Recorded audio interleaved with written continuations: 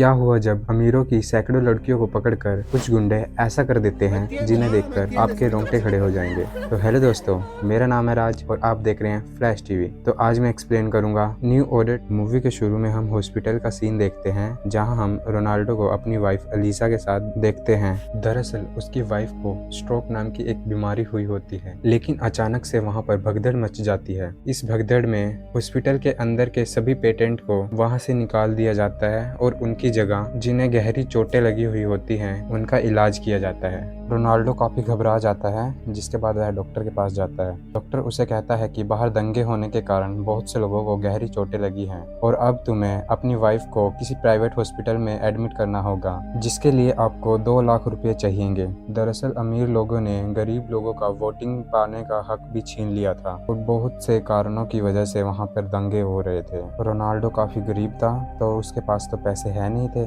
जिस कारण से वह अपनी वाइफ को एक प्राइवेट हॉस्पिटल में एडमिट नहीं कर सकता था। दूसरी तरफ हम रिच फैमिली को देखते हैं, जहाँ पर हम एक मारिया नाम की लेडी की शादी को देखते हैं। मारिया और उसका होने वाला हस्बैंड दोनों ही मिनिस्टर के बच्चे थे। सभी रिच फैमिली मारिया को उसकी शादी का गिफ्ट दे रही होती है, जो काफी महंगे महंगे होते हैं। वह उन गिफ्ट्स को लेकर अपनी माँ को दे देती है और उसकी माँ उन गिफ्ट्स को संभाल कर रख देती है। गिफ्ट्स को रखने के बाद वह अपना हाथ धोने जाती है तो उसके नल से हरे रंग का पानी आने लगता है, जिससे वह देखकर घबरा जाती है। फिर वह सोचती है कि शायद वह दंगे करने वाले लोग हमारे घर के पास आ चुके हैं और उन्होंने एक पाइपलाइन में हरा रंग डाल दिया, जिस कारण से यह पानी आ रहा है। जिसके बाद वह तुरंत घर के बाहर जाती है और देखती है कि वहां पर तो कोई भी नहीं है। फिर वह दोबारा फिर से घर के अंदर आती है और नल को चलाती है। अब की बार पानी नॉर्मल हो चुका था। एक तरफ शहर में काफी दंगे हो रहे थे, खून खराबे हो रहे थे, तो दूसरी तरफ अमीरों को पार्टी करने की चुल थी। कुछ देर बाद पार्टी में एक कपल आते हैं जिनके ऊपर हरे रंग का कुछ पदार्थ लगा हुआ होता है। सभी लोग उन्हें काफी हैरानी से देख रहे होते हैं, तो इसीलिए रेबिका उसे अंदर ले जाती है और उन कलर को हटाने की कोशिश करती है। बाहर आकर वह देखती है कि उनकी गाड़ी के ऊपर भी कलर डाले गए हैं, जिसके बाद वह अपने गार्ड को बोलती है कि वह गाड़ी को साफ कर ले और सभी अमीर आदमियों को कहती है कि वो घबराए नहीं, यहाँ पर कोई भी नहीं आएगा। अंदर मार्था रेबिका को बताती है कि उनके दरवाजे पर एक गार्ड आया है। दरअसल वो गार्ड और कोई नहीं रोनाल्डो होता है, जो अपनी वाइफ के इलाज के लिए पैसे मांगने के लिए आया था। रेबिका उससे मिलती है और उसे 1000 रुपये देकर उसे बोलती है कि वह इससे काम चला ले और बोलती है कि वह यहाँ से चला जाए। रोनाल्डो वहाँ पर खड़ा हुआ सोचता है कि लोगों को पैसा इतना अंधा कर देता है कि वह अपने आजू बाजू भी नहीं देखते। रोनाल्डो रेबिका से एक बार और रिक्वेस्ट करता है और उनसे पैसे मांगता है, लेकिन उनके पास उतना पैसा नहीं है जितना तुम्हें चाहिए। तब रोनाल्डो को मारिया देख लेती है। दरअसल मारिया रोनाल्डो को बचपन से जानती है। मारिया रोनाल्डो से पूछती है कि आखिर क्या बात है। रोनाल्डो बोलता है कि उसकी वाइफ की तबीयत काफी खराब है और उसे पैसों की सख्त जरूरत है। मारिया काफी दिल से अच्छी होती है और उसे किसी भी चीज का घमंड नहीं था, तो वह उसकी मदद करने के लिए घर के अंदर जाती है और वह अपने हस्बैंड को बोलती है कि वह हमारे एक वॉचमैन की हेल्प कर दे। तब वह बाहर आकर कुछ पैसे रोनाल्डो को देता है, लेकिन उसका हस्बैंड भी काफी घमंडी था। वह रोनाल्डो को कुछ ही पैसे देकर वहां से जाने के लिए बोलता है। मारिया सब कुछ देख रही थी, तो मारिया समझ जाती है कि इतने पैसे में उनकी दवाइयाँ नहीं आ पाएंगी, तो इसीलिए वह घर के अंदर जाती है ताकि वह अपने शादी के मिले पैसे को निकाल सके। वह लॉकअप को खोलने की कोशिश करती है, लेकिन किसी ने लॉकअप का पासवर्ड चेंज कर दिया था। जिसके बाद वह लॉकअप का पासवर्ड पूछने के लिए अपने डैडी के पास जाती है। वह अपने डैडी से पूछती है तो उसका डैडी बोलता है कि वह इस बारे में अपनी माँ या अपने हस्बैंड से बात करे। तब वह अपने हस्बैंड से पूछती है कि लॉकअप का पासवर्ड क्या है, तो उसका हस्बैंड बोलता है कि तुम एक वॉचमैन के लिए इतना परेशान क्यों हो रहे हो, उसकी जितनी औकात थी मैंने उसे दे दिया, अब तुम्हारा कोई हक नहीं बनता उसे देने का कुछ। क्योंकि मारिया उसे बचपन से जानती थी, तो वह उसकी हेल्प करने के लिए अपना क्रेडिट कार्ड ले लेती है और अपने एक गार्ड्स के साथ वॉचमैन के घर जाने के लिए बोलती है। फिर दोनों अपनी फैमिली को बिना बताए वॉचमैन के घर जाने लगती हैं। रास्ते में गार्ड बोलता है कि उसकी वाइफ को काफी खतरनाक बीमारी है, जिसके लिए रोनाल्डो को काफी पैसों की जरूरत है। दूसरी तरफ हम देखते हैं कि पार्टी में अब उस शहर के काफी बड़े जज भी आ चुके होते हैं। रेबिका अपनी बेटी मारिया को ढूंढने लगती है ताकि वह उनसे जज से मिलवा सके थी, लेकिन मारिया उसे कहीं भी घर में नजर नहीं आती, तो वह मार्था से उसे ढूंढने के लिए बोलती है। मार्था उसे घर में पूरी जगह ढूंढती है लेकिन उसे नहीं मिलती। तब वह अपने एक गार्ड से पूछती है कि उसने मारियो को देखा है। तब गार्ड बोलता है कि वह तुम्हारे बेटे के साथ रोनाल्डो की हेल्प करने के लिए गई है। तब वह मारिया को कॉल करती है, जहां मारिया बोलती है कि वह जल्द ही रोनाल्डो की हेल्प कर वापस आ जाएगी। मारिया को रास्ते में पुलिस वाले रोक लेते हैं। पुलिस वाले बोलते हैं कि आगे शहर में काफी बड़े बड़े दंगे हो रहे हैं और इन दंगों में बहुत से लोगों की जान भी जा चुकी है, तो इसीलिए आप आगे नहीं जा सकते। लेकिन मारिया जिद करती है तो वह उन्हें आगे जाने दे देते हैं, क्योंकि मारिया एक मिनिस्टर की बेटी थी। मिनिस्टर के आगे कोई बोल सकता है क्या। फिर हम पार्टी में देखते हैं कि पार्टी के हालात भी काफ़ी ख़राब हो चुके थे।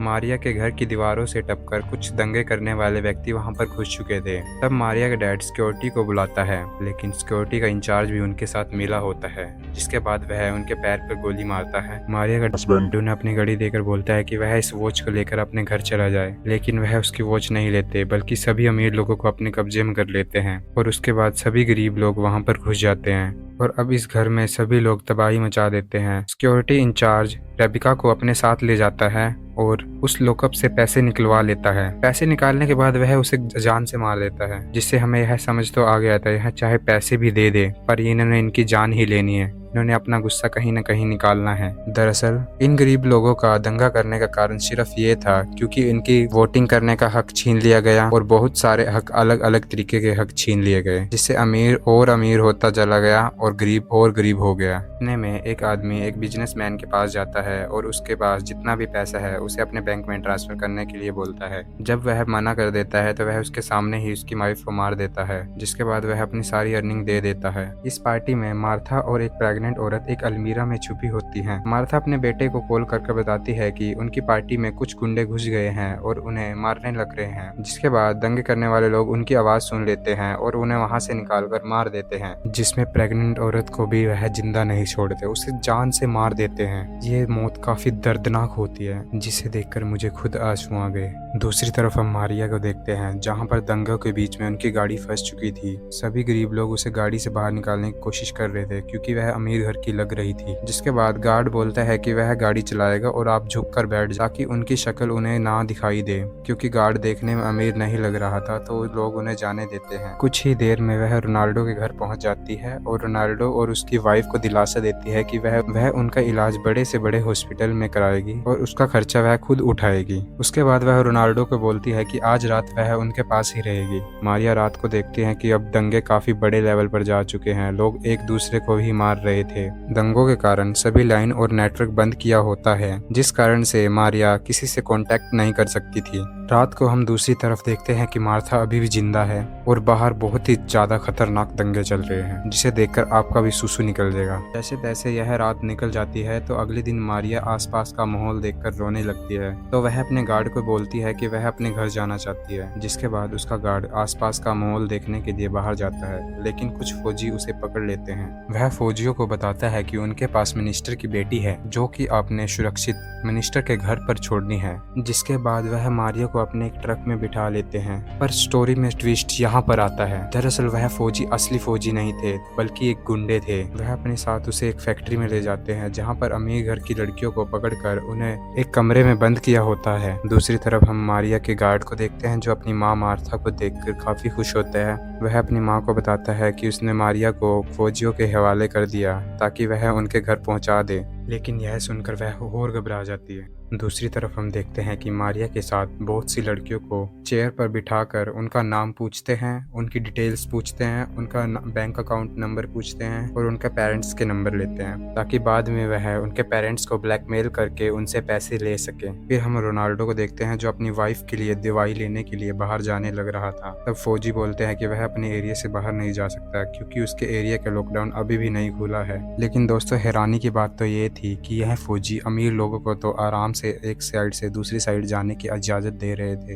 लेकिन गरीब लोगों को यहाँ पार भी नहीं करने दे रहे थे। दूसरी तरफ हम मारिया के डैड को देखते हैं जो अब बच चुके होते हैं। मारिया के डैड मारिया के हस्बैंड से बोलता है कि वह जल्द से जल्द मारिया को ढूंढे, लेकिन उसका हस्बैंड बोलता है कि इतने बड़े दंगों के बीच में वह जिंदा नहीं बच पाई होगी, वरना वह अब तक आ चुकी होती, जा चुकी है वो। जिसके बाद मारिया का डैड बोलता है कि उसे अब दूसरी लड़की देख लेनी चाहिए अपनी शादी के लिए। मारिया का हस्बैंड इस बात पर गुस्सा हो जाता है कि वह दूसरी शादी के लिए कैसे बोल सकते हैं। दरअसल उसे लग रहा था शायद शायद कहीं ना कहीं अभी भी उसकी वाइफ जिंदा है। दूसरी तरफ हम देखते हैं कि उन लड़कियों के साथ बहुत बुरा बर्ताव हो रहा होता है और उसके बाद उन्हें एक चेयर पे बिठा के उनकी एक वीडियो बनाई जाती है जिसमें वह अपने फैमिली से $80,000 मांगते हैं ताकि वह उन्हें बचा सके। दूसरी तरफ हम रोनाल्डो को देखते हैं जहां उसकी वाइफ की तबीयत काफ़ी ख़राब हो चुकी थी, तो वह फौजी से हेल्प मांगने के लिए बाहर आता है। जब वह फौजी के पास जाता है तो फौजी उसे गोली से उड़ा देता है, जिस कारण से मौके पर ही उसकी मौत हो जाती है और कुछ दिन बाद उसकी वाइफ अलीसा की भी मौत हो जाती है। दोस्तों,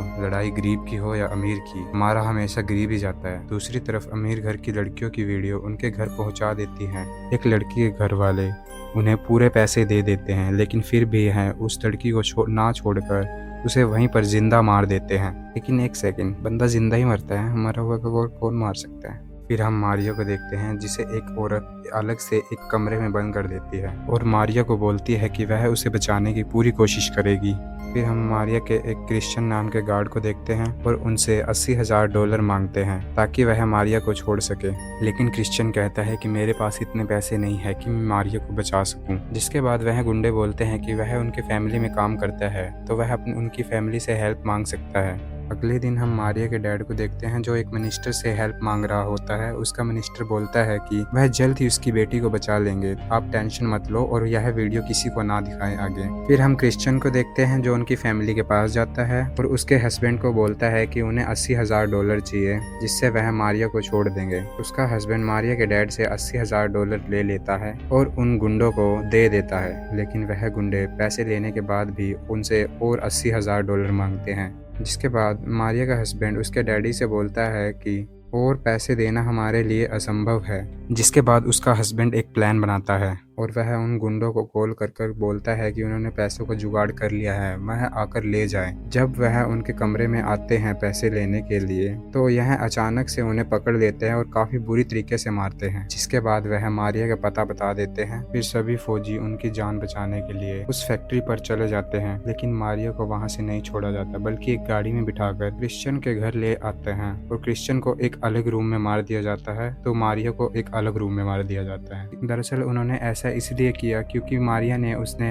अपने हस्बैंड की बात नहीं मानी थी। दूसरी तरफ हम देखते हैं कि जिन गुंडों ने लड़कियों को कैद किया था उन्हें एक लाइन में खड़ा कर उन्हें पिस्तल से मार दिया जाता है और वहीं के वहीं पर डेर को आग लगाकर उन्हें वहीं पर जला दिया जाता है। और उसके बाद सरकार का अब पूरे देश पर दोबारा से कंट्रोल आ चुका होता है, हर जगह अब नॉर्मल हो चुका होता है और दंगे करने वाले गुंडों को फांसी दी जाती है और मूवी यहीं पर एंड हो जाती है। तो दोस्तों, मूवी आपको कैसी लगी? वीडियो को लाइक करके और कमेंट में जरूर बताइएगा और हाँ, सब्सक्राइब करना मत भूल जाना यार। Thank you for watching.